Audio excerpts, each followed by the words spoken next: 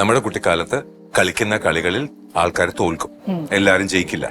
So തോൽവി എന്താണെന്ന് കണ്ടറിഞ്ഞവരാണ്. നമുക്ക് ഒന്നും രണ്ടും സിബ്ലിങ്സ് ഉണ്ടായിരുന്നു, വീട്ടിൽ ബാക്കി കസിൻസ് ഉണ്ടായിരുന്നു, എല്ലാവർക്കും ഒരേപോലെ അങ്ങോട്ടും ഇങ്ങോട്ടും ഷെയർ ചെയ്യാൻ പലതും ഉണ്ടായിരുന്നു. അപ്പൊ ഈ ഒരു എൻവയൺമെന്റിൽ നോക്കുമ്പോൾ തോൽവി ഈസി ആയിട്ട് നമുക്ക് ഫേസ് ചെയ്യാം. ഒരാള് വഴക്ക് പറഞ്ഞാൽ ഈ തവി എടുത്താലും നമുക്കത് ഓക്കെ ആണ്.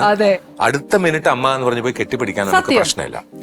ഇന്നത്തെ സിറ്റുവേഷനിൽ വ്യത്യാസം വരുന്നത് എവിടെയെന്ന് വെച്ച് കഴിഞ്ഞാൽ ഒരു കുട്ടിയേ ഉള്ളൂ. ഇവൻ ഒരിക്കലും തോൽക്കാൻ പാടില്ല. കളിക്കുന്നത് വീഡിയോ ഗെയിമാണ്, പുറത്ത് എക്സേർഷൻ ഇല്ല. ഈ വീഡിയോ ഗെയിമിന് ചീറ്റ് കോഡ് കൊടുത്ത് ഇവൻ എങ്ങനെയെങ്കിലും ജയിപ്പിക്കാൻ വേണ്ടി വേണമെങ്കിൽ പൈസ കൊടുത്ത് വേണമെങ്കിലും ജയിപ്പിക്കും.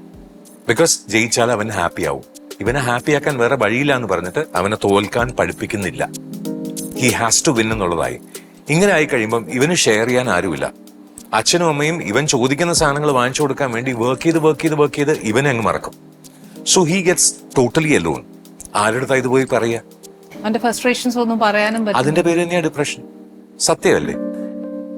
ഇത് ആരുടെ കൺവേ ചെയ്യാൻ പറ്റാതെ ആവുമ്പോ ഇത് രോഗമായിട്ട് മാറും. കാരണം മൈൻഡിൽ എന്തുണ്ടോ അതേ റിഫ്ലക്ട് ചെയ്യാൻ പറ്റുള്ളൂ ബോഡിക്ക്. സോ നമ്മൾ ജീവിച്ച സാഹചര്യം വ്യത്യാസമുണ്ട്. അവിടെ നമുക്ക് കഷ്ടതകൾ എന്താണെന്ന് നമുക്ക് അറിയാം. ഒരു പെൻസിൽ ചോദിച്ചു കഴിഞ്ഞാൽ ചിലപ്പോൾ അടി കിട്ടും. നേരത്തെ ഇൻസ്ട്രുമെന്റ് ബോക്സ് അല്ലെങ്കിൽ ഒരു ഹീറോ പെൻ കിട്ടണമെങ്കിൽ 5th മേടിച്ചിരുന്ന പിന്നെ 10th കാണത്തുള്ളൂ. അതിന്റെ നിബ് കോഡിങ്. എനിക്ക് പെൻസിൽ എന്ന് പറഞ്ഞാല് 5 പെൻസിൽ, 10 സ്കെയില്, 25 റബ്ബർ അങ്ങനെ വാങ്ങിച്ചു കൊടുക്കാൻ പാരന്റ്സ് റെഡിയാണ്. കാരണം അവൻ സന്തോഷിക്കും എന്നുള്ള ഒരു തെറ്റിദ്ധാരണയാണ്. അവൻ സന്തോഷിക്കില്ല. അവൻ തോൽക്കാൻ പഠിക്കാതെ ചോദിച്ചാൽ എല്ലാം കിട്ടും. ലൈഫിൽ അങ്ങനെ ചോദിച്ചാൽ ഒന്നും കിട്ടാൻ പോകുന്നില്ല.